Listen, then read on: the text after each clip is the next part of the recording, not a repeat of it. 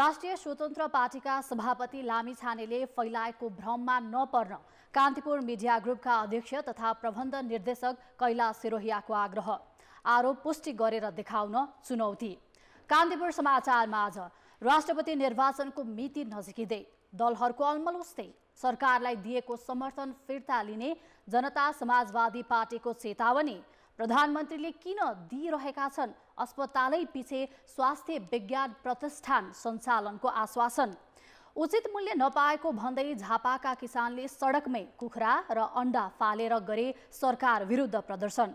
अन्तर्राष्ट्रियमा शक्तिशाली भूकम्पपछि टर्कीमा 3 महिने सङ्कटकाल घोषणा र खेलकुदमा बङ्गलादेशमा जारी साफ अन्डर-20 महिला च्याम्पियनसिपमा भारत विरुद्ध नेपालको शानदार जित लगायतका समाचार हामीसँग रहनेछन्। नमस्कार, अब मुख्य समाचार। सरकारको न्यूनतम साझा कार्यक्रमको प्रभावकारी कार्यान्वयन गर्न प्रधानमन्त्री दाहालले फेरि दिए निर्देशन। सार्वजनिक सेवा प्रवाहमा देखिएन सुधार। राष्ट्रपतिको उम्मेदवारबारे दलहरू अझै अलमलमा। प्रधानमन्त्री दाहाल र एमाले अध्यक्ष ओली आफू अनुकूल पात्रको खोजीमा। माओवादीलाई नचिड्याउन काङ्ग्रेस सभापति देउवा मौन। निर्धक्क भएर पेशागत जिम्मेवारीमा डटिरहने कान्तिपुर मिडिया ग्रुपको प्रतिबद्धता। स्वतन्त्र पार्टीका सभापति लामिछानेले लगाएको लान्छना निराधार पुष्टि गरेर देखाउन चुनौती। भूकम्पका कारण टर्की र सिरियामा मृत्यु हुनेको सङ्ख्या 5000 नाघ्यो। 3 नेपाली सम्पर्कविहीन, टर्कीमा सङ्कटकाल घोषणा। र नेपाल बङ्गलादेशमा जारी साफ अन्डर-20 महिला च्याम्पियनसिपको फाइनलमा भारत 3-1 गोल अन्तरले पराजित।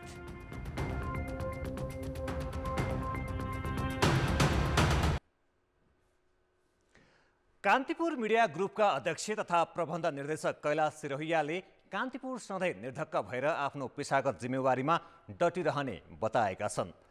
राष्ट्रिय स्वतन्त्र पार्टीका सभापति रवि लामिछानेले कान्तिपुर मिडिया ग्रुप सहित समग्र नेपाली सञ्चार जगत र सञ्चारकर्मी विरुद्ध निराधार लान्छना लगाएपछि आज प्रेस विज्ञप्ति जारी गर्दै सिरोहियाले लामिछानेको अभिव्यक्ति स्वतन्त्र प्रेस र लोकतन्त्र पक्षधर जो कसैलाई सह्य नहुने जनाएका हुन्। अध्यक्ष सिरोहियाले आफू परिवारका सदस्य तथा कान्तिपुर मिडिया ग्रुपलाई लगाइएको लान्छना पुष्टि गर्न पनि लामिछानेलाई चुनौती दिएका छन्। चन्द्रगिरी केबलकारका बारेमा कान्तिपुरले आफ्नो व्यावसायिक धर्म अनुरूप समाचार प्रकाशन गरेको र त्यसैलाई बहाना बनाएर चन्द्रगिरीमा सेयर लिएको भन्दै लामिछानेले झुटा आरोप लगाएको प्रति सिरोहियाले गम्भीर आपत्ति जनाएका छन्। Chandragiri hills public limited company भएकाले त्यहाँ कसको कति सेयर छ भनेर जो कोहीले सम्बन्धित सरकारी कार्यालयबाट सहजै चेक गर्न मिल्ने उल्लेख गर्दै उनले चन्द्रगिरीमा आफ्नो वा परिवारका कुनै पनि सदस्यका नाममा 1 किता पनि सेयर नभएको प्रश्न पारेका छन्। त्यसैगरी माइतीघर मण्डलामा 2072 सालमा भएको दुर्घटनामा गाडीले कसैलाई नठोकाएको र उक्त घटना ट्राफिक प्रहरीको रेकर्डमै रहेकाले भ्रम नछर्न उनले आग्रह गरे। सोल्टी होटलको बनावटी घटनामा आफूलाई जोड्दै चरित्र हत्या गर्न खोजिएपछि त्यति बेलै आफूले विद्युतीय कारोबार अनुसार कारबाही गर्न प्रहरीमा उजुरी दिएको पनि अध्यक्ष सिरोहियाले स्पष्ट पारेका छन्।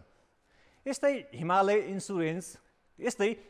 रिइन्सुरेन्स लिमिटेडमा भएको प्रमोटर सेयर सरकारलाई कर तिरेको वैध रकमबाट पारदर्शी ढङ्गले किनेको उल्लेख गर्दै उनले त्यो कसरी अवैध भयो भनेर जवाफ दिन लामिछानेलाई आग्रह गरेका छन्।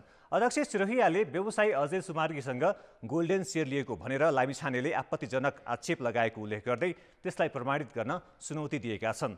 अध्यक्ष सिरोहियाले कान्तिपुर कसैलाई ढाल्न होइन, लोकतान्त्रिक मूल्य मान्यता र विधिको शासन स्थापित गर्न लड्दै आएको पनि स्मरण गराएका छन्। उनले कान्तिपुर र अन्य मिडिया हाउसका कार्यालय घेर्न आउने चेतावनी दिएर लामिछानेले स्वतन्त्र प्रेसमाथि खुला धम्की दिएकाले आवश्यक कारबाही चलाउन पनि सरकारसँग माग गरेका छन्। यसका साथै लामिछानेको अभिव्यक्तिका विषयमा धारणा सार्वजनिक गर्न पनि उनले राष्ट्रिय स्वतन्त्र पार्टीसँग आग्रह गरेका छन्। लामिछानेले धम्की दिए झैँ कुनै पनि पत्रकार, कर्मचारी या कार्यालयमाथि कुनै पनि किसिमको भौतिक आक्रमण गरिए त्यसको जिम्मेवारी लामिछाने र उनकै पार्टीले लिनुपर्ने पनि अध्यक्ष सिरोहियाले उल्लेख गरेका छन्। जनता समाजवादी पार्टीका अध्यक्ष उपेन्द्र यादवले सरकारलाई दिएको समर्थन फिर्ता लिने चेतावनी दिएका छन्। सत्ता गठबन्धनले सहमति अनुसार मन्त्रालय बाँडफाँड नगरेकोले तथा पार्टीले उठाउँदै आएको समावेशी प्रतिनिधित्वको मागलाई व्यवस्था गरिएकाले सरकारलाई दिएको समर्थनबारे विचार गर्ने बेला आएको उनको भनाइ छ। बहालवाला मन्त्रीहरूले संघीयता र गणतन्त्रका विषयमा दिएका अभिव्यक्तिबारे पनि सरकारले जवाफ दिनुपर्ने उनको माग छ। हामी सरकारमा छैनौँ, सत्तामा छैनौँ, त्यसको भागीदारी होइनौँ, तर हामीले समर्थन दिएका छौँ। त्यो समर्थन चाहिन्छ कि चाहिँदैन भन्ने बेला अब आइसक्यो। समर्थन चाहिँ निरन्तर चाहिन्छ भने हामी जारी दिन तयार छौँ, तर अघि मैले उठाएका प्रश्नहरूको जवाब र सरकारको स्थिति स्पष्ट हुनुपर्छ। सभामुख तथा उपसभामुख चयनमा मधेसी समुदायलाई बहिष्करणमा पारिएको आरोप लगाउँदै अध्यक्ष यादवले राष्ट्रपति र उपराष्ट्रपति बनाउँदा समावेशी प्रतिनिधित्व हुनुपर्ने माग गरेका छन्। मुलुकमा गम्भीर आर्थिक सङ्कटको सङ्केत देखिए पनि सरकारले चासो नदिएको उनको आरोप छ। सबै कुरा एउटै जातको हात, एउटै समुदाय, एउटै जातिको हातमा सबै सत्ता शक्ति र चाहिँ के छ भन्दाखेरि शासन प्रशासन भयो भने अरूले चाहिँ के छ भने विद्रोह र विग्रहको बाटो रोज्न सक्छ। त्यस कारणले राष्ट्रिय रूपमै सबैतिर चाहिँ के छ भने समावेशीलाई अगाडि बढाऊ भन्ने चाहिँ हो। संविधानको मर्म भावना पनि त्यही हो। बारा 2बाट निर्वाचित जसपाका सांसद रामशाह यादवलाई उपराष्ट्रपतिको उम्मेद्वार बनाउने अध्यक्ष यादवको मनसाय रहेको उनी निकट एक नेताले बताए। यादव सोही क्षेत्रबाट उपनिर्वाचन लडेर प्रतिनिधि सभा सदस्य बन्न सक्ने सम्भावना पनि रहेको नेताहरूले बताएका छन्। तर यादवले भने यो विषयमा पार्टीमा कुनै छलफल नगरेको जिकिर गरे। सहमति अनुसार मन्त्रालय नपाएपछि जसपाका अध्यक्ष यादव प्रधानमन्त्री पुष्पकमल दाहालसँग पनि रुष्ट छन्।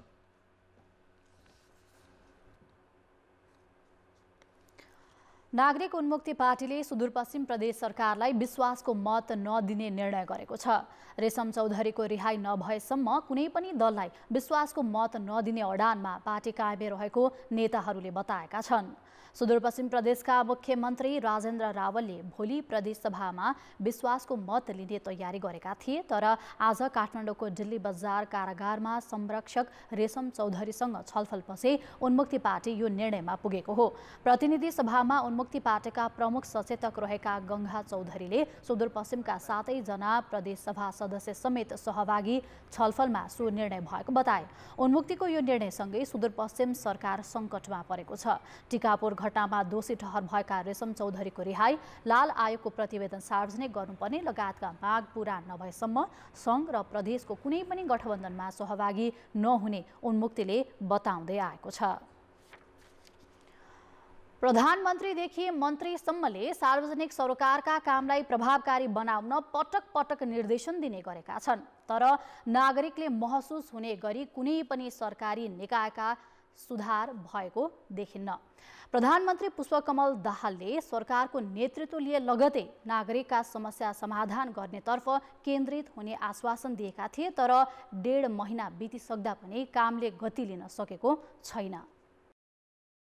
प्रधानमन्त्री पुष्पकमल दाहालले गत पुस 11 गते मन्त्री परिषदको पहिलो बैठक लगत्तै राजधानी र लाइसेन्समा लामो लाइन नियन्त्रण गर्ने र प्रभावकारी ढङ्गले काम गर्नेतर्फ केन्द्रित हुने बताएका थिए। पदभार ग्रहण गर्दा पनि उनले सुशासन, सेवा प्रवाह र विकास निर्माणका काममा प्रभावकारिता अभिवृद्धि सम्बन्धी निर्णयमा हस्ताक्षर गरेका थिए।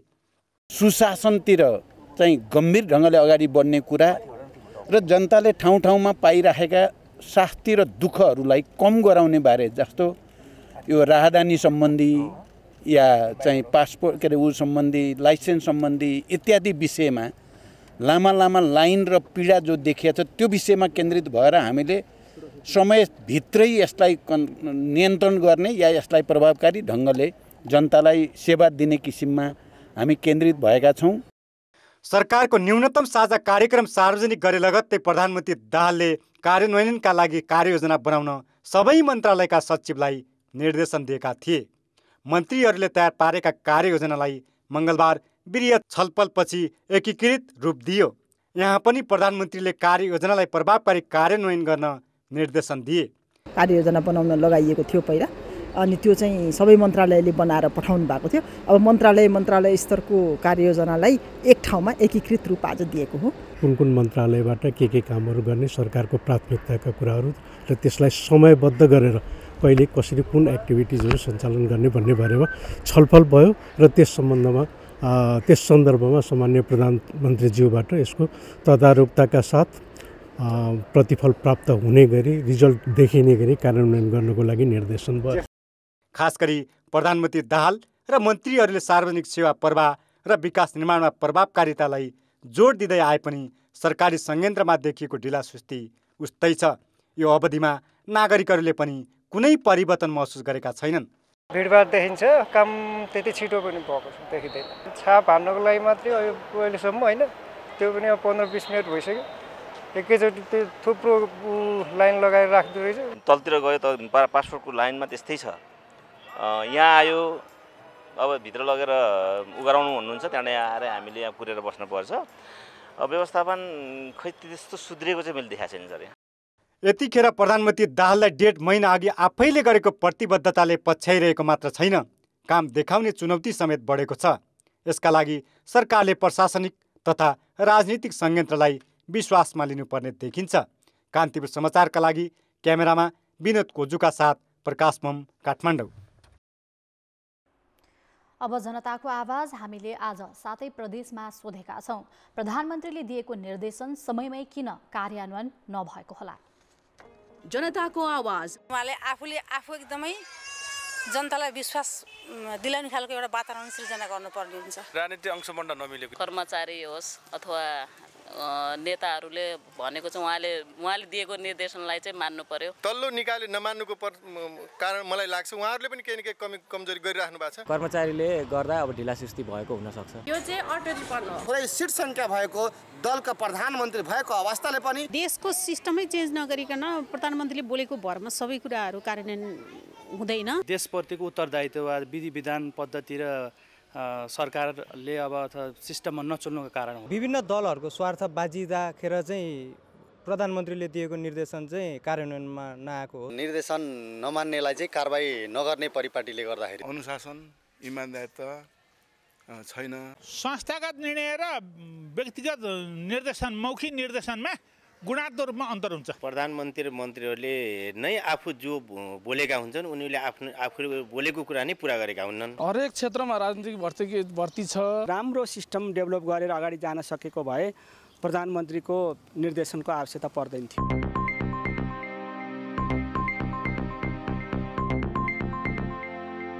राष्ट्रपति चयनको लागि 1 महिनाको मात्र समय बाँकी छ, तर राजनैतिक दलहरूले अहिलेसम्म कसलाई उम्मेद्वार बनाउने भन्ने बारे छलफलसम्म गरेका छैनन्। सत्ता गठबन्धन दल बीच नेकपा एमाले राष्ट्रपतिमा उम्मेदवार दिने सहमति छ, तर एमाले गठबन्धनका अरू दललाई समेत मान्य हुने उम्मेद्वार चयन गर्नुपर्नेछ। त्यो त्यति सहज छैन। त्यसमाथि प्रतिपक्षी दल नेपाली काङ्ग्रेसले पनि राष्ट्रपतिमा दाबी गरिरहेको छ। यस्तो अवस्थामा राष्ट्रपति चयनका विकल्प के हुन सक्छन् त? निर्वाचन आयोगले फागुन 25 गते नयाँ राष्ट्रपति चयनका लागि निर्वाचन गर्ने कार्यतालिका सार्वजनिक गरेको लामो समय भइसक्दा पनि दलहरूले उम्मेद्वारका विषयमा छलफल अघि बढाएका छैनन्। विशेष गरेर राष्ट्रपतिमा दाबी गरिरहेका नेकपा एमाले र नेपाली काङ्ग्रेसले उम्मेद्वारका विषयमा छलफल गर्नुपर्ने हो, तर न एमाले अहिलेसम्म कुनै दलसँग छलफल गरेको छ न त काङ्ग्रेसले नै सत्ता गठबन्धनसँग परामर्श नै थालेको छ। नेपालमा हाम्रो पार्टी र हाम्रो पार्टीको नेताहरूको सोच चाहिँ यो राष्ट्रपति पदले पनि मुलुकको अखण्डता र सार्वभौम सत्तालाई चाहिँ एकताबद्ध राख्न मद्दत गर्छ भनेर सोचिरहेको छैन। अहिले नेपाली काङ्ग्रेसमा या नेकपा एमालेमा या माओवादीमा राष्ट्रपतिको परिकल्पना गर्दा आफ्नै पार्टीको गरिरहेका होलान्, हरेक नेताले आफ्नो एसम्यान गरिरहेका होलान्। सत्ता गठबन्धनका दलहरू नै राष्ट्रपति कसलाई बनाउने भन्नेमा छलफल गर्न समय बाँकी नै रहेको बताउने गरेका छन्। अब जहाँसम्म चर्चा हुनु पर्थ्यो भन्ने कुरा चाहिँ तपाईँलाई थाहा छ कि निर्वाचनको नोमिनेसन गर्न नै अझ हामीसित 20-22 दिन बाँकी छ। अलि अझै बहस गर्ने बेला अझै भइसकेका छैन, त्यो अवस्थामा अझै पुगेको छैन, त्यो पाएको बन्नुपर्छ। त्यसको लागि अहिलेको यो परिस्थितिमा राष्ट्रपतिको उम्मेद्वार बनाउन दलभित्र विभिन्न 4 विकल्प देखिन्छन्, जसमा पहिलो विकल्प हो एमाले अध्यक्ष ओलीले दिने नामलाई स्वीकार गर्ने, दोस्रो प्रधानमन्त्री दाहालले रोजेको एमालेकै उम्मेद्वार, तेस्रो एमाले काङ्ग्रेस बाहेकका दलबाट गठबन्धनको साझा उम्मेद्वार बनाउने र चौथो विकल्प विपक्षी गठबन्धनबाट राष्ट्रपतिको उम्मेद्वार बनाउने। एमाले अध्यक्ष केपी शर्मा ओलीको रोजाइमा जो पर्छ उसैलाई उम्मेद्वार बनाउने सम्भावना छ। ओलीले आफ्ना वफादार कार्यकर्तालाई राष्ट्रपतिमा अघि सार्ने छनक बुझेपछि प्रधानमन्त्री दाहाल झस्किएका छन्। एमालेलाई राष्ट्रपति दिनै पर्ने भए संविधान सभाका पूर्व अध्यक्ष सुभाष चन्द्र नेङमाङ वा बागमती प्रदेशका पूर्व मुख्यमन्त्री अष्टलक्ष्मी साक्यको नाम भए सहज हुने बुझाइमा दाहाल देखिन्छन्। त्यसो त प्रधानमन्त्री दाहालले सकेसम्म आफ्नै पार्टीबाट राष्ट्रपति बनाउने चाहना नराखेका होइनन्। आफै प्रधानमन्त्री भएका बेला आफ्नै पार्टीबाट राष्ट्रपतिको उम्मेद्वार बनाउन नसक्ने अवस्थामा दाहालको रोजाइ एकीकृत समाजवादीका अध्यक्ष माधव कुमार नेपाल पनि हुन्। तर एमाले अध्यक्ष ओली त्यो स्वीकार्न तयार छैनन्। गठबन्धन दलभित्र कस्तो व्यक्तिलाई उम्मेद्वार बनाउने भन्नेमा अहिलेसम्म परामर्श नहुनु र प्रतिपक्षी दल काङ्ग्रेसले पनि छलफल नथाल्नुले राष्ट्रपति कस्तो व्यक्ति हुन्छन् अन्यल कायमै रहेको छ। कान्तिपुर समाचारका लागि क्यामेरामा सञ्जय रुइटेलका साथमा विकास आचार्य, काठमाडौँ।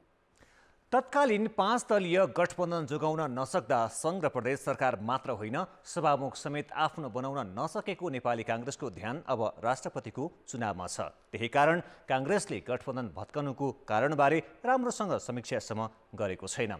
अझ सभापति देउवाले त कुनै पनि टिप्पणीसम्म नगरी बसेका छन्। पार्टीको केन्द्रीय समिति बैठक बोलाउन समेत देउवाले रुचि देखाएका छैनन्। आखिर किन त? गठबन्धन जोगाउन नसक्दा गत पुस 10 गते अप्रत्याशित रूपमा बालुवाटारबाट बाहिरिएका नेपाली काङ्ग्रेसका सभापति शेरबहादुर देउवा त्यस यता कुनै पनि सार्वजनिक कार्यक्रममा सहभागी भएका छैनन्। उनले सञ्चार माध्यममा प्रतिक्रिया समेत दिएका छैनन्। त्यति मात्र होइन, सभापति देउवाले पार्टीको केन्द्रीय समितिको बैठक समेत टार्दै आएका छन्। त्यही कारण पार्टीभित्रै देउवाको आलोचना समेत भइरहेको छ। के गठबन्धन गर्नु हुँदैन थियो? गठबन्धन गरिसकेपछि किन गठबन्धन टुट्यो? गठबन्धन टुटिसकेपछि किन फेरि विश्वासको मत दियो? अहिले फेरि किन राष्ट्रपतिको लागि हामी चाहिँ एकदमै त्यो ढोकामा कुरेर बस्नुपर्ने अवस्था किन आयो? राष्ट्रिय राजनीतिका अरू मुद्दाहरू छन्, अरू विभिन्न विषयमा काङ्ग्रेस पार्टीले समीक्षा गर्नुपर्ने, जवाफ दिनुपर्ने विषयहरू छन्। तर दुःखको कुरा चाहिँ काङ्ग्रेस पार्टी आफ्नो सङ्गठनको बलमा अगाडि बढ्ने भन्दा पनि के पद प्राप्ति हुन्छ कि भनेर त्यसलाई कुरेर अल्मलिएर बस्ने कुरा चाहिँ यसले पार्टीलाई क्षति गर्छ। महत्त्वपूर्ण पद र अवसर गुमाउँदै गएको काङ्ग्रेसको अबको ध्यान फागुन 25 गते हुने राष्ट्रपति निर्वाचनमा छ। यही चुनावबाट माओवादी केन्द्रलाई आफ्नो पक्षमा ल्याउने र राष्ट्रपति पद हातमा लिने दाउ मात्र होइन, उसले पुरानै गठबन्धन कायमै गर्न चाहेको छ। त्यही कारण सभापति देउवाले माओवादी केन्द्रलाई नचिड्याउने र केही समय चुपचाप बस्ने नीति लिएका हुन्।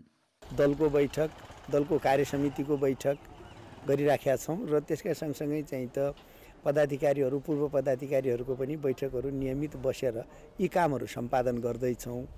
अब यो संसदको चाहिँ त यो निर्वाचन सम्बन्धी कुरा सकिसकेपछि अनि त्यसपछि हामी केन्द्रीय कार्यसमितिमा बसेर एकदमै चाहिँ त गम्भीर रूपले निकै समय दिएर छलफल गर्छौँ। गठबन्धन टुटिसकेपछि नेपाली काङ्ग्रेसले कुनै न कुनै रूपमा कोर्स करेक्सन गर्ने प्रक्रियाबाटै अगाडि बढ्न खोजेको छ। यसरी अगाडि बढ्न खोज्दाखेरि पुरानो गठबन्धनका सहयात्री साथीहरू र त्योभन्दा बाहेक पनि नयाँ साथीहरूलाई पनि समेटेर एउटा सहमतिको राजनीति मुलुकमा प्रारम्भ गर्नुपर्छ भन्ने नेपाली काङ्ग्रेसको धारणा छ। सभापति देउवालाई सार्वजनिक कार्यक्रम वा सञ्चार माध्यममा बोल्दा विवादित भइन्छ कि भन्ने डर छ। त्यसमाथि अहिले नै सरकारको आलोचना गर्दा प्रधानमन्त्री पुष्पकमल दाहाल भड्किने जोखिम देखेका देउवाको मौन कूटनीतिले कति काम गर्छ फागुनपछि मात्रै थाहा हुनेछ। कान्तिपुर समाचारका लागि क्यामेरामा रूपक कोइरालाका साथ पर्वतराज घिमिरे, काठमाडौँ। ब्रेकपछि पुनः स्वागत छ। टर्कीको गाजियान्देब प्रान्तमा गएको शक्तिशाली भूकम्पमा परेका 3 जना नेपाली सम्पर्कविहीन छन्। सपना तामाङ, सुनिता तामाङ र मिठु शेर्पा सोमबारदेखि सम्पर्कमा आउन नसकेको गैर आवासीय नेपाली सङ्घ टर्की शाखाले जनाएको छ। टर्कीको इस्तानबुलबाट करिब 12 किलोमिटरको दूरीमा गाजियान्देब प्रान्तको भूकम्प अति प्रभावित क्षेत्रमा घरेलु कामदारको रूपमा काम गर्ने व्यक्ति सम्पर्कविहीन भएका हुन्। टर्कीमा कानुनी तथा गैर-कानुनी ढङ्गबाट करिब 2000 नेपाली बसोबास गर्ने गैर आवासीय नेपाली सङ्घको अनुमान छ। त्यसमा पनि भूकम्प अति प्रभावित क्षेत्रमा करिब 15 जना नेपाली सम्पर्कमा छन्। तर टर्कीको भूकम्प प्रभावित 10 प्रान्तमा फैलिएर बसेका नेपालीको अवस्था भने पूर्ण रूपमा नआइसकेको NRNA-ले जनाएको छ। यस्तै गाजियान्देव प्रान्तमा रहेका नेपालीलाई अहिले विभिन्न सेल्टरमा राखिएको र उनीहरूलाई खान र बस्नको सुविधा भए पनि पटक पटक आइरहेको भूकम्पको झड्का र बाक्लो हिमपातसँगै बढेको चिसोले मनोवैज्ञानिक त्रास बढाएको उल्लेख गरेका छन्। सक्सहरू आएको कारणले गर्दा कसैले पनि चेन थिएन, सबै यताउता गर्दै थिए, सबै डराएका थिए। डाइरेक्ट यहाँबाट नेपाल जानुभन्दा पनि कमसेकम 1-2 हप्ताको लागि इस्ताम्बुलमा नभए पनि इस्ताम्बुलमा हामीलाई लगेर कमसेकम 5 जना 6 जना जतिजना छौँ, जति कन्ट्याक्टमा छौँ, त्यहाँ लगेर आज भोलिमा हामीलाई लगेर त्यहाँ राख्दिन, जबसम्म यहाँको सिचुएसन नर्मल हुँदैन तबसम्म राख्दिनमा। अनि त्यही हो। विशेष गरी अब टर्कीमा नेपालीहरूको समुदाय एकदमै सानो छ। यहीँ घरजम गरेर बस्नुभएका केहीहरू हुनुहुन्छ, केही उद्योग धन्दा भनौँ व्यवसाय होटलहरू रेस्टुरेन्टहरू गरेर पनि बस्नुभएको हुन्छ। अनि धेरै मात्रामा चाहिँ यहाँ अब गैर कानुनी रूपमा बस्नुभएकोहरू पनि छ। विशेष गरी जो चाहिँ गैर कानुनी रूपमा रहनुभएको छ उहाँहरू सम्पर्कमा त आउनु भएको छ, तर त्यति धेरै खुल्न पनि चाहनु भएको छैन उहाँहरू, होइन। अब विभिन्न कारणले हुनसक्छ। विद्यार्थी र व्यवसायीका साथै गैर-कानुनी बाटोबाट टर्की जाने क्रम रहेकाले पनि खास कति नेपाली छन् भन्ने यकिन विवरण छैन। छरिएर रहेका नेपालीलाई इस्तानबुलमा ल्याउने प्रयास भइरहेको छ। तर गैर-कानुनी रूपमा बसोबास गरिरहेकाहरूलाई उद्धार र सहयोगका लागि भने केही समस्या देखिएको छ। अन्तर्राष्ट्रिय विकासका लागि अमेरिकी नियोग USAID प्रमुख समान्था पावरले नेपालका लोकतान्त्रिक संस्था र नागरिक समाजको सुदृढीकरणका लागि करिब 7 अर्ब रुपैयाँ बराबरको आर्थिक सहयोगको घोषणा गरेकी छन्। आज पाटनमा आयोजित एक कार्यक्रममा USAID प्रमुख पावरले नेपालको लोकतान्त्रिक उन्नतिका लागि 5 करोड 85 लाख अमेरिकी डलर आर्थिक सहयोगको घोषणा गरेकी हुन्। उनले नेपालको लोकतान्त्रिक प्रक्रियालाई समृद्ध बनाउन अमेरिकाले निरन्तर सहयोग गर्ने पनि स्पष्ट पारिन्। नेपालको 2 दिने भ्रमणका लागि समान्था आज बिहान काठमाडौँ आएकी हुन्। उनले आजै परराष्ट्र मन्त्री बिमला राई पौड्यालसँग भेटवार्ता गरिन्। परराष्ट्र मन्त्रालयमा भएको भेटमा MCC कार्यान्वयन, जलवायु परिवर्तन तथा अमेरिकाले गर्ने सहयोग लगायतका विषयमा छलफल भएको परराष्ट्र मन्त्रालयले जनाएको छ। त्यसअघि समान्थाले आज बिहानै भक्तपुरको मध्यपुर थिमी स्थित आदर्श माध्यमिक विद्यालयको भ्रमण गरेकी थिइन्। 2072 सालको भूकम्पबाट क्षतिग्रस्त उक्त विद्यालय अमेरिकी सहयोगमा पुनर्निर्माण गरिएको हो। सो अवसरमा समान्थाले छात्राहरूसँग बास्केटबल पनि खेलेकी थिइन्।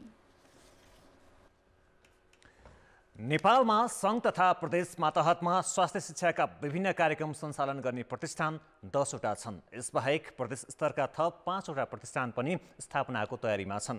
भएकै प्रतिष्ठानले व्यवस्थित र गुणस्तरीय रूपमा शैक्षिक कार्यक्रम सञ्चालन गर्न नसकिरहेको अवस्थामा प्रधानमन्त्री पुष्पकमल दाहाल भने अस्पतालपछि प्रतिष्ठान बनाउने आश्वासन बाँड्दै हिँडेका छन्। दाङको घोरास्थित राप्ती स्वास्थ्य विज्ञान प्रतिष्ठान स्थापना भएको 6 वर्ष भयो।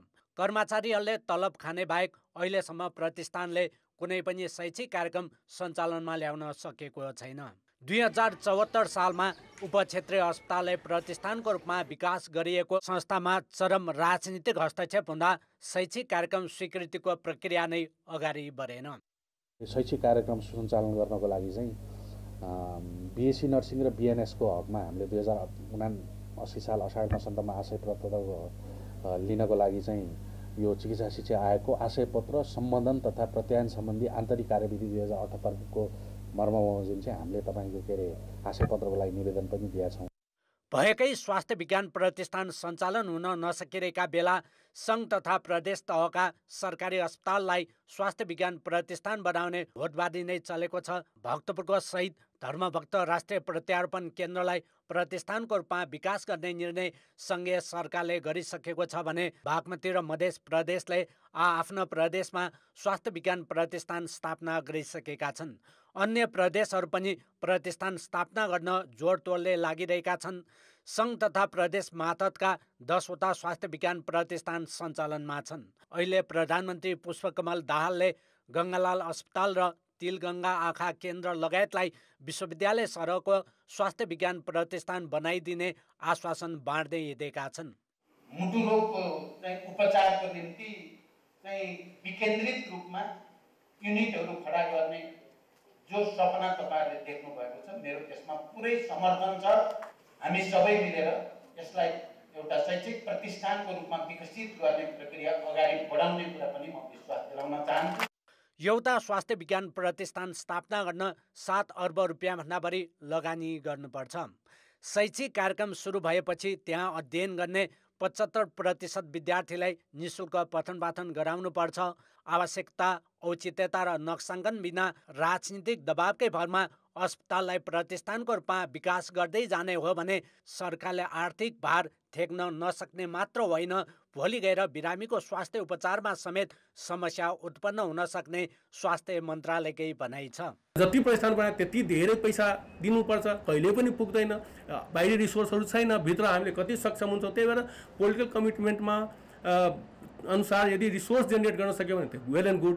यदि रिसोर्स जेनेरेट गर्न सकिएन भने पोलिटिकल कमिटमेन्टलाई पनि अलिकति फेरि रिइभ्यालुएट गर्ने हो कि भने त्यो पनि एउटा अवस्था चाहिँ छ। सजिलो चाहिँ छैन, यसमा अलिकति सोचेर छलफल गरेर अगाडि बढ्नुपर्छ। भएकै स्वास्थ्य प्रतिष्ठानहरूको समस्या के छ त्यसमा बहस गरेर अगाडि बढ्दाखेरि राम्रो हुन्छ जस्तो लाग्छ।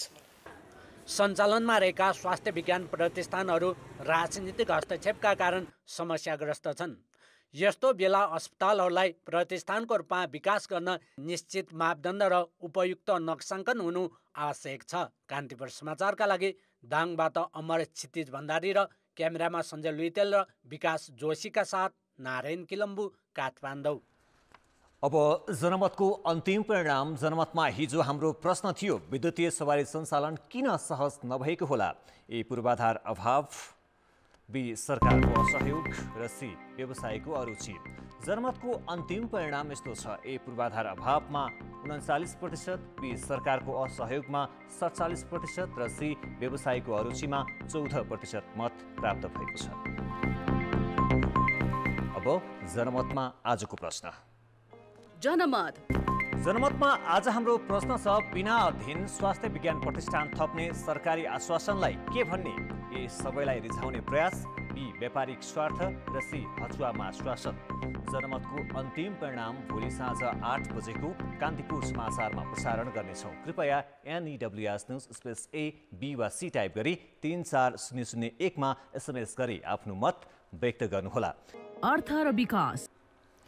सरकारले अन्तर्राष्ट्रिय लगानीकर्तालाई लगानी गर्न आह्वान गरिरहन्छ। वर्षेनी लगानी बढ्ने अपेक्षा हुन्छ, तर लगानी किन बढेन? यसको खोजी भएकै छैन। सामान्यतः अन्तर्राष्ट्रिय लगानीकर्ताले लगानी गर्दा प्रतिफलको पूर्वानुमान गर्छन्। त्यसबारे जानकारी दिन देशहरूले रेटिङ गराउने चलन छ, तर नेपालले अहिलेसम्म आफ्नो रेटिङ गराउन सकेको छैन। 3 वर्ष अघि रेटिङको खर्च बेहोर्ने दाता र रेटिङ गर्ने कम्पनी छानेको सरकारले काम भने अघि बढाउन दिएको छैन।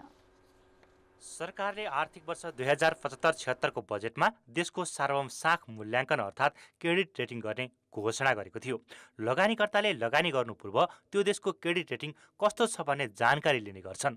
त्यसैका लागि प्राय देशले क्रेडिट रेटिङ गर्ने गर्छन्। लगानी गर्ने वातावरण, लगानीबाट प्राप्त हुने प्रतिफल लगायतका विषयमा जानकारी लिन क्रेडिट रेटिङ आवश्यक पर्छ। तर नेपाल सरकारले विदेशी लगानी भित्राउने विषयलाई जोडतोडले उठाउने गरे पनि कन्ट्री रेटिङ गर्न भने सकेको छैन। साख मूल्याङ्कन सोभरेन क्रेडिट रेटिङ गर्ने विषय चाहिँ अहिले नेपाल सरकारको नीतिगत प्राथमिकता एवं न्यूनतम कार्यक्रममा समेत समेटिएको विषय छ। यो न्यूनतम कार्यक्रममा समेटिएको विषयलाई चाहिँ अर्थ मन्त्रालयले प्राथमिकता साथ एउटा कार्ययोजना बनाएर हामी अगाडि बढिरहेका छौँ र त्यसै सन्दर्भमा क्रेडिट रेटिङलाई पनि एउटा माइलस्टोन सहित सेट गरेर हामी कार्ययोजना बनाएर अगाडि बढिरहेको अवस्था छ। रेटिङका लागि दाता खोज्नै सरकारलाई 1 वर्ष लाग्यो। त्यसपछिको अर्को वर्षमा DFID ले रेटिङ गरेको सबै रकम तिरिदिने भएपछि 2076 सालमा अन्तर्राष्ट्रिय रेटिङ कम्पनी फिचलाई रेटिङ गर्ने जिम्मा दियो। तर रेटिङ सुरु भएकै वर्ष कोरोना महामारी फैलिएकाले नतिजा राम्रो नआउला भनेर फिचलाई यो काम गर्न रोकिएकोमा अहिलेसम्म सुरु भएको छैन। सपोज हैन नन इन्भेस्टमेन्ट ग्रेडमा चाहिँ हाम्रो रेटिङ पर्यो, द्याट डजन्ट मिन त्यहीले चाहिँ हामीले रोक्नु परेन नि। केमा हाम्रो नराम्रो छ, केमा हामीले इम्प्रुभमेन्ट गर्नुपर्ने छ, हामीले चाहिँ सुधार गर्नुपर्ने छ भनौँ न, त्यो एस्पेक्टहरूमा त डेफिनेटली हामीले गर्न सक्छौँ इम्प्रुभ गरेर मेबी नेक्स्ट टाइम हाम्रो रेटिङ बेटर आउँछ कि त्यसपछि झन् बेटर आउँछ कि त्यो त हाम्रो नेपाल गभर्मेन्टको पनि त रेस्पोन्सिबिलिटी भयो नि। रेटिङ नहुँदा वैदेशिक लगानी मात्र प्रभावित भएको छैन, बैंकहरूलाई विदेशबाट ऋण ल्याउन समेत अप्ठ्यारो परेको छ। यदि हाम्रो क्रेडिट रेटिङ कन्ट्रीको हुन्थ्यो भने बाहिरबाट हामीले कर्जाहरू लिन चाहिँ सक्छौँ, धेरै प्रोजेक्टहरूलाई हामीले अगाडि चाहिँ बढाउन सक्छौँ लोन लिएर। हाम्रो आफ्नो कन्ट्रीको रेटिङ के छ थाहा छैन, थाहा नभएको अवस्थामा हामीले तिर्नुपर्ने ब्याज बढी पनि हुनसक्छ र चाहिँ हामीले पाउनुपर्ने लोन नपाइरहेको अवस्था पनि हुनसक्छ। रेटिङको नतिजाकै आधारमा अन्तर्राष्ट्रिय समुदायमा नराम्रो सन्देश जाँदैन, बरु लगानीकर्तालाई सहज हुन्छ। दक्षिण एसियाली मुलुकमा रेटिङ नगराउने नेपाल, भुटान र अफगानिस्तान मात्र हुन्। छिमेकी मुलुक भारतले रेटिङमा BBB पाएको छ। अमेरिकाको रेटिङ AAA छ। जति राम्रो रेटिङ भयो लगानीको वातावरण त्यति नै राम्रो मानिन्छ। कान्तिपुर समाचारका लागि क्यामेरामा विनोद कुजका साथमा सुधिल पोखरेल, काठमाडौँ। कोरोनाका कारण शिथिल बनेको पोखराको पर्यटन व्यवसाय बिस्तारै लयमा फर्किँदै थियो, तर आर्थिक मन्दीको प्रभाव, राजमार्ग मर्मतमा ढिलाइ, नयाँ विमानस्थलबाट अन्तर्राष्ट्रिय उडान हुन नसक्नु लगायत कारणले फेरि पर्यटकीय गतिविधि ओह्रालो लाग्न थालेको छ। गत माघ 1 गते भएको विमान दुर्घटनाले पोखरामा पर्यटक आवागमनलाई थप अस्थिर बनाएको छ। संघीय राजधानी काठमाडौँदेखि पोखरासम्मको दूरी 200 किलोमिटर मात्रै हो। हवाई मार्गबाट 25 मिनट र स्थल मार्गबाट 5 घण्टामै पोखरा काठमाडौँ आउजाउ गर्न सकिन्छ। तर बाटोको दुरावस्थाका कारण स्थल मार्गबाट यात्रा गर्नुपर्दा 8 देखि 10 घण्टासम्म लाग्ने गरेको छ। स्थल मार्गको प्रयोग कठिन बन्दै गएपछि पोखरा आउने पर्यटकको संख्या घट्दै गएको छ। पूर्व निर्धारित बुकिङ समेत धमाधम रद्द हुने क्रम नरोकिँदा यहाँको पर्यटन व्यवसाय नै धराशायी बन्ने जोखिम बढेको छ। एउटा त एयरपोर्टको प्रब्लम, जहाजको प्रब्लम भएपछि मान्छे वात्तै रूपमा घट्यो र अर्को कुरा हाम्रो जम्मै अहिले हाइवेहरू छन् बनाउने चरणमा भएको हुँदा अत्याधिक लामो समय लाग्ने स्थिति छ। अब त्यसले गर्दाखेरि के छ भने अहिले भन्नुपर्दाखेरि बाटोको प्रगति कम छ, बाटो रोकिने स्थिति छ। झन्डै 40,000 बेड क्षमताको पोखराको होटलहरूमा केही दिन अघिसम्म 40% बुकिङ थियो, जुन अकस्मात घटेर 15मा ओर्लिएको छ। यसका कारणहरू केलाउँदै जाँदा आर्थिक मन्दी कायमै रहनु, सडक मार्ग सहज नहुनु र गत माघ 1 गते भएको जहाज दुर्घटनापछि फैलिएको नकारात्मक सन्देश मुख्य मानिएको छ। भारतीय सीमावर्ती सहरसँगको सीधा सम्पर्क नियमित हुन नसक्नु पनि पर्यटक घट्ने अर्को कारण हो। पोखरामा आन्तरिक तथा बाह्य पर्यटकको बसाई लम्ब्याउने प्रयास भए पनि अधिकांश पर्यटक आसपासका ग्रामीण क्षेत्र र पदयात्रामा जान रुचाउने गरेका छन्। तर अहिले पर्यटक नै कम भएपछि पोखरासँगै पदयात्रा क्षेत्र र त्यहाँको होमस्टे पनि सकसमा छ।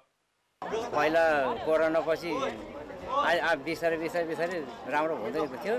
अहिले प्लेन दुर्घटना भएपछि धेरै घट्यो, होटलतिर यतातिर जताततै घट्यो।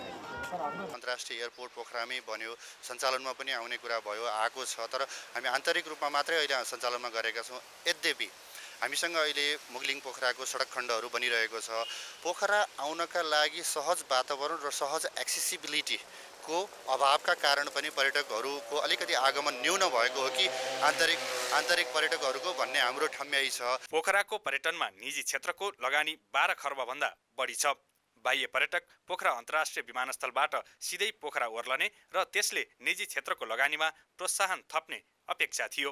सञ्चालनको 1 महिना बितिसक्दा पनि अन्तर्राष्ट्रिय उडानबारे अलमल भइरहँदा व्यवसायको आशामाथि तुषारपात भएको छ। कान्तिपुर समाचारका लागि तनहुँ सहकर्मी प्रताप राणा, पोखरा सहकर्मी इन्द्र पौडेलका साथ ऋषिकान्त पौडेल, पोखरा।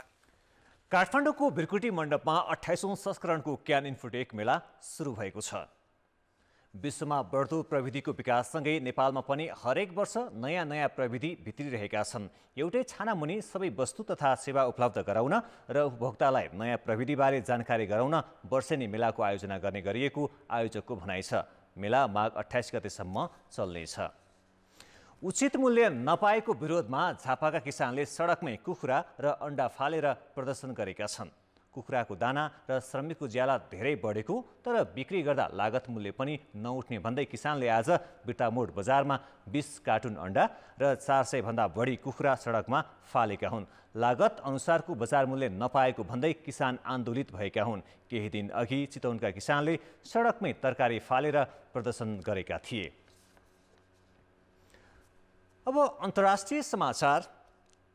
टर्कीको भूकम्पमा परि मृत्यु हुनेको संख्या 5000 नाघेको छ। भूकम्पका कारण टर्कीमा 3500 र सिरियामा 1600 जनाको मृत्यु भएको हो। घाइते हुनेको संख्या दुवै मुलुकमा गरी 24000 पुगेको छ भने हजारौं घरमा क्षति पुगेको छ। टर्कीका राष्ट्रपति रेसेप तय्यप एर्दोवानले बढी प्रभावित 10 प्रान्तमा 3 महिने सङ्कटकाल घोषणा गरेका छन्।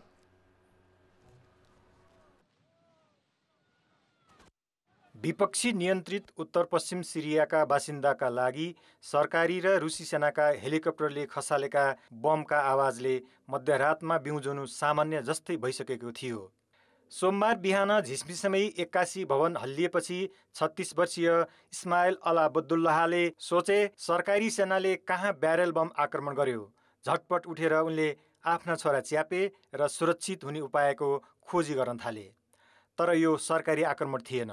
10 वर्षदेखि लगातार विद्रोही तथा सरकारी सेनाको लडाईँका कारण सिरियाको उत्तर पश्चिमी क्षेत्र तहस नहस भइसकेको छ। नागरिकका घरदेखि विद्यालय अस्पताल जस्ता संरचना ध्वस्त भएका छन्। अहिले त्यही क्षेत्रमा प्रकृतिको अर्को प्रहार भएको छ। स्थानीय समयअनुसार सोमबार बिहान टर्की केन्द्रबिन्दु भएर गएको 80 वर्ष यताकै ठुलो 7.8 म्याग्निच्युडको भूकम्पका कारण टर्की र सिरिया दुवैतिर निकै क्षति भएको छ। सबैभन्दा बढी समस्या सिरियाको विद्रोही नियन्त्रित इडलिब र एलेप्पोको बाहिरी क्षेत्रमा छ। बाँकी सरकार नियन्त्रित क्षेत्रमा उद्धारका लागि कुनै समस्या नभए पनि उक्त क्षेत्रमा न आपतकालीन सेवा छ न उद्धारका लागि आवश्यक सामग्री नै। सोही कारण भत्केका संरचनामा पुरिएका मानिसले मृत्युवरण गरिरहेका छन्। उक्त क्षेत्रमा अहिले अन्तर्राष्ट्रिय उद्धार समितिका केही सदस्य मात्र पुगेका छन्। टर्कीमा मात्रै 11,000 घर भत्किएका छन् भने 20,000 भन्दा बढी घाइते भएका छन्। विश्व स्वास्थ्य सङ्गठनले 20,000 भन्दा बढीको मृत्यु हुन सक्ने आकलन गरेको छ। टर्कीमा 10 वटा प्रान्तमा बढी क्षति पुगेको छ। टर्की सरकारले 13,000 उद्धार कार्यकर्ता तथा स्वयंसेवक प्रभावित क्षेत्रमा खटाइसकेको छ। विश्वभरबाट उद्धार सामग्री तथा भौतिक एवं आर्थिक सहयोग पुग्ने क्रम जारी छ। विभिन्न अन्तर्राष्ट्रिय संस्था तथा मुलुकका 25,000 भन्दा बढी उद्धारकर्मीहरू प्रभावित क्षेत्रमा खटिएका छन्। यसका लागि 10 वटा पानीजहाज र 54 वटा विमान प्रयोगमा ल्याइएका छन्। टर्की सरकारले 3 लाख ब्ल्याङ्केट र 41,500 पारिवारिक टेन्ट वितरण गरेको छ। रुसले 300 भन्दा बढी सैनिक संलग्न 10 वटा युनिट सिरियामा पठाएको छ। तर खराब मौसम उद्धार र विस्थापितहरूका लागि चुनौती बनेको छ। यस क्षेत्रमा हालै मात्र भारी हिमपात भएको थियो भने तापक्रम 0 डिग्री भन्दा तल झरेको छ। त्यसमाथि लगातार आइरहेका दर्जनौं प्रकम्पनले पनि मानिसहरू घरभित्र जान डराइरहेका छन्। खेलकुद समाचार। कान्तिपुर खेलकुद समाचारमा स्वागत छ। भारतलाई हराउँदै नेपाल साफ अन्डर-20 महिला च्याम्पियनसिपको फाइनलमा प्रवेश गरेको छ। समचरणको अन्तिम खेलमा नेपालले भारतलाई 3-1 गोल अन्तरले पराजित गरेको हो। बङ्गलादेशको ढाकामा नेपालले पुनरागमन जित निकालेको हो। सुमति कुमारीको क्रसमा अपूर्वा नार्जिरीले गोल गरेपछि नेपाल 21औं मिनेटमा पछि परेको थियो। पहिलो हाफमा प्राप्त केही अवसर गुमाएको नेपालले दोस्रो हाफमा भने शानदार पुनरागमन गरेको हो। 48औं मिनेटमा अञ्जली चन्दको गोल मार्फत नेपाल खेलमा फर्कियो। डिफेन्डर शुभाङ्गी सिंहले दिएको सर्ट पास भारतीय गोलरक्षक आंशिकाले सहजै क्लियर गर्न सकिनन्। अमिषा कार्कीले डी बक्सभित्रै पुगेर आंशिकाबाट बल खोज्दै अञ्जलीलाई पास उपलब्ध गराएकी थिइन्। कप्तान प्रीति राईको पेनाल्टी गोलसँगै 69औं मिनेटमा नेपालले अग्रतालाई बनायो। भारतीय डिफेन्डरले अञ्जलीलाई डी बक्समा फाउल हानेपछि नेपालले पेनाल्टीको अवसर पाएको थियो। 89औं मिनेटमा अमिषा कार्कीले नेपालका लागि तेस्रो गोल गरिन्। 3 डिफेन्डरलाई बिट गर्दै कप्तान प्रीतिले डी बक्सभित्रबाट अमिषाका लागि पास उपलब्ध गराएकी थिइन्। अमिषाको प्रतियोगितामा यो चौथो गोल हो। उनले भुटान विरुद्ध ह्याट्रिक गोल गरेकी थिइन्। लिग चरणका 2 खेलमा जित निकालेको नेपालको 6 अङ्क भएको छ। यो सँगै नेपाल कम्तीमा दोस्रो स्थानमा रहँदै फाइनलमा पुग्ने पक्का भएको छ। अब नेपालले उपाधिका लागि बङ्गलादेशसँग खेल्नेछ। बङ्गलादेशले भुटानलाई 5-0 गोलले हराउँदै उपाधि नजिक पुगेको हो। न्यू डायमन्ड स्पोर्ट्स क्लब पहिलो पटक शेरबहादुर स्मृति राष्ट्रिय महिला भलिबल प्रतियोगिताको च्याम्पियन बनेको छ। 5 पटकको च्याम्पियन एपीएफलाई 5औं सेटमा हराउँदै न्यू डायमन्डले उपाधि उचाल्न सफल भएको हो। राष्ट्रिय खेलकुद परिषदको कबड हलमा भएको पहिलो सेट निकै प्रतिस्पर्धात्मक र रोमाञ्चक बनेको थियो। यो सेट न्यू डायमन्डले 28-25 ले जित्न सफल भयो। दोस्रो सेटमा उत्कृष्ट प्रदर्शन गरेको एपीएफले 25-19 ले जित्दै खेलमा फर्कने सङ्केत गर्यो। तेस्रो सेट फेरि न्यू डायमन्डले 25-22 ले जित्यो। चौथो सेटमा एपीएफ 26-24 ले विजयी भएपछि खेल 2-2 को रोमाञ्चक स्थितिमा पुगेको थियो। निर्णायक अर्थात् 5औं सेट 15-9 ले जितेर न्यू डायमन्डले इतिहास रचेको हो। न्यू डायमन्ड पहिलो पटक प्रतियोगिताको फाइनलमा प्रवेश गरेको थियो। कुमार राईको टोली अपराजित रहँदै लिग चरणदेखि फाइनलसम्म यात्रा गर्न सफल भएको थियो। जितपछि न्यू डायमन्डले 3 लाख रुपियाँ हात पारेको छ। उपविजेता एपीएफले 1,50,000 मा चित्त बुझाएको छ। यस्तै तेस्रो बनेको पुलिसले 75,000 रुपियाँ प्राप्त गरेको छ। लिग कम नकआउटका आधारमा भएको प्रतियोगितामा न्यू डायमन्ड, एपीएफ, पुलिस र आर्मी गरी 4 टिम सहभागी थिए। न्यू डायमन्डकी प्रतिभा माली शेरबहादुर खड्का स्मृति भलिबल प्रतियोगिताको सर्वोत्कृष्ट खेलाडी घोषित भएकी छिन्। न्यू डायमन्डले उपाधि जित्दा महत्त्वपूर्ण भूमिका खेलेकी प्रतिभाले पुरस्कारसहित नगद 50,000 रुपियाँ हात पारिन्। यस्तै न्यू डायमन्डकी प्रगति नाथ उत्कृष्ट सेटर, सलिना श्रेष्ठ उत्कृष्ट लिब्रो घोषित भइन्। न्यू डायमन्डकै सलिना बुढा मगर उदयमान खेलाडी घोषित भइन्। न्यू डायमन्डका प्रशिक्षक कुमार राई उत्कृष्ट प्रशिक्षकको पुरस्कारबाट सम्मानित भए। फाइनलको चौथो सेट चलिरहँदा घाइते भएकी एपीएफकी निरुता ठगुनाले उत्कृष्ट स्पाइकरको पुरस्कार जित्न सफल भइन्। उनी एपीएफले 21-20 को अग्रता लिइरहँदा स्पाइक गर्ने क्रममा ल्यान्डिङ नमिल्दा घाइते हुन पुगेकी छिन्। यस्तै एपीएफकी सरस्वती चौधरी उत्कृष्ट सर्भर र हिरा केसी उत्कृष्ट ब्लकर घोषित भए। विधिगत रूपमा उत्कृष्ट खेलाडी तथा प्रशिक्षकले जनही 15,000 रुपियाँ हात पार्न सफल भए। राष्ट्रिय महिला टोलीकी कप्तान रुबिना छेत्री सहित नेपालका 5 खेलाडी भारतमा आयोजना हुने WPL को अक्सनमा दर्ता भएका छन्। भारतीय क्रिकेट बोर्डले पहिलो पटक महिलाको लिग गर्न लागेको हो। कप्तान रुबिना र अनुभवी सीता राणा मगर सहित बलर कविता कुँवर, अस्मिना कर्मचारी र इन्दु वर्माको नाम अक्सनमा दर्ता भएको हो। यी सबैको नाम नेपाल क्रिकेट सङ्घ क्यानले भारतीय क्रिकेट कन्ट्रोल बोर्डमा सिफारिस गरेको थियो। त्यसकै आधारमा बीसीसीआईले सम्बन्धित खेलाडीलाई दर्ता फारम उपलब्ध गराएको थियो। फारम बुझाएपछि नाम दर्ता भएको जानकारी बीसीसीआईले पठाएको कप्तान रुबिना छेत्रीले जानकारी दिइन्। आइपिएलमा सम्बन्धित खेलाडीले नै आफ्नो विवरण राख्ने भए पनि WPLमा भने क्रिकेट एसोसिएसनको सिफारिसका आधारमा मात्र खेलाडीको नाम अक्सनमा चढाइने गरेको छ। अक्सन फेब्रुअरी 13 मा हुनेछ। अक्सनबाट हरेक टिमले 18 खेलाडी छान्दा 7 विदेशी राख्न पाउनेछन्। 7 विदेशी मध्ये 1 एसोसिएट राष्ट्रबाट राख्नुपर्ने प्रावधान छ। अक्सनमा 1,500 खेलाडीको नाम दर्ता भएको भारतीय समाचार माध्यमहरूले उल्लेख गरेका छन्।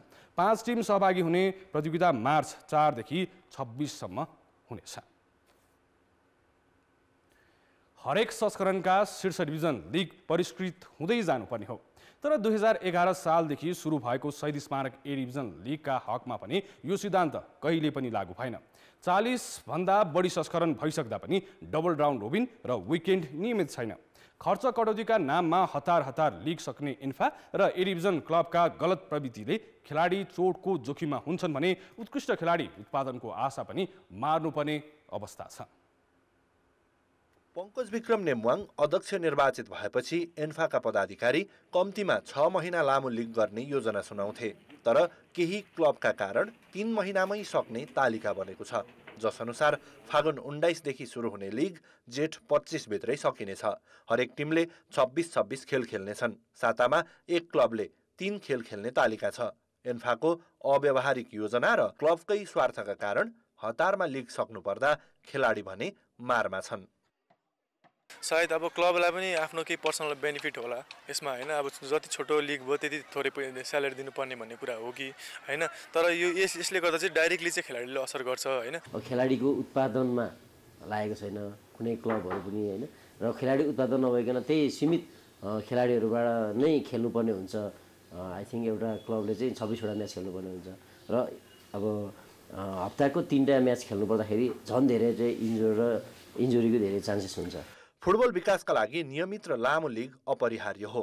पछिल्लो समय फुटबलमा भविष्य नदेखेर खेलाडी पलायन भइरहँदा त झन् लिग र घरेलु फुटबलको गतिलो संरचना अत्यावश्यक बनिसकेको छ। तर अधिकांश शीर्ष डिभिजन क्लब खर्चको समस्या देखाएर खेल्नै आनाकानी गर्छन्। पुराना 11 क्लबले लिग छोटो समयमा सक्न एन्फामा निरन्तर ताकेता गरेको स्रोत बताउँछ। नवप्रवेशी 2 क्लबले पनि तालिका अव्यावहारिक रहेको स्वीकार गरे। मैले अलिकति गुनासो पनि गरे हो, कम्प्लेन पनि गरे हो। 35 घण्टाभित्रमा 2टा म्याच खेल्नुपर्ने अवस्था छ। 6 दिनमा 3टा म्याच खेल्नुपर्ने। यसमा त खेलाडीहरू इन्जुरी हुने धेरै सम्भावना हुन्छ, पर्याप्त रेस्ट पुग्दैन। अब नेपाली फुटबलमा खेलाडीको कमी छ, सबैलाई थाहा छ। त्यसैमाथि खेलाडी इन्जुरी हुने अवस्था आयो भने त लिगलाई मात्र हैन क्लबलाई पनि धेरै ठुलो नोक्सान पुर्याउँछ यसले त। जति पनि एक्सपिरियन्स क्लबहरू छ, जति पनि ए डिभिजन खेलिरहेको क्लबहरू छ हैन, उनीहरूसँग नै बसेर चाहिँ गरेको र उनीहरूले रिलेभेन्ट हुन्छ र यसरी खेलाउनुपर्छ भन्ने सहमतिमा आइसके पछाडि चाहिँ हामीले पनि ल हुन्छ भन्ने किसिमको चाहिँ हामीले पनि सहमति जनाएको है। तर डेफिनेटली तपाईँले भन्नुभएको जस्तो चाहिँ रिलेभेन्ट चाहिँ छैन हैन। त्यसो त कतिपय क्लबले खेल्न नसक्ने अड्डी कसेपछि एन्फाले जसो तसो तयारी खर्च दिएर लिग खेल्न राजी गराएको छ। लिगले राम्रो आकार प्राप्त गर्न नसक्नुको समस्या नै यही हो। यहाँ बार्गेन एन्फा र क्लबको बिचमा चाहिँ तयारी खर्चमा मात्र हुन्छ। हेर्नुहोस्, फागुन 1 गतेबाट मात्र सञ्चालन गरे भए पनि हामीले त्यो दिन सक्थ्यौँ। यो एन्फाको इच्छा होइन कि बाध्यता हुन पुगेको छ। एन्फाले अघिल्लो संस्करणको लिगदेखि विकेन्डको अवधारणा सुरु गरेको थियो भने मनाङ मर्स्याङ्दी क्लबले पोखरालाई घरेलु मैदान मान्दै 3 खेल पनि खेलेको थियो। तर एन्फाले यो संस्करणको लिग फेरि काठमाडौँमै सीमित गरेको छ। क्लबहरूले पनि व्यावसायिकता देखाएका छैनन्। एन्फाले बलियो मापदण्ड बनाउन नसक्नु र क्लबको हतारो प्रवृत्तिले फेरि पनि खेलाडी नै चपेटामा परेका छन्। एन्फाले लिग तालिकामा पुनर्विचार गर्ने कि?